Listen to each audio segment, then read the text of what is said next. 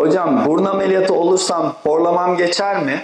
Bilimsel olarak da yanıtlamaya çalıştığım gibi yanıt bazen evet geçer. Çoğunlukla azalır ama tamamen geçer kesinlikle diyemeyiz. Çünkü horlamayı sadece fizik kurallarıyla bilimin ışığında açıklayamıyoruz. Hastanın alışkanlıklarından vücut kitle indeksine, yatış pozisyonundan kullandığı ilaçlara kadar çok faktörlü bir semptomdur horlama.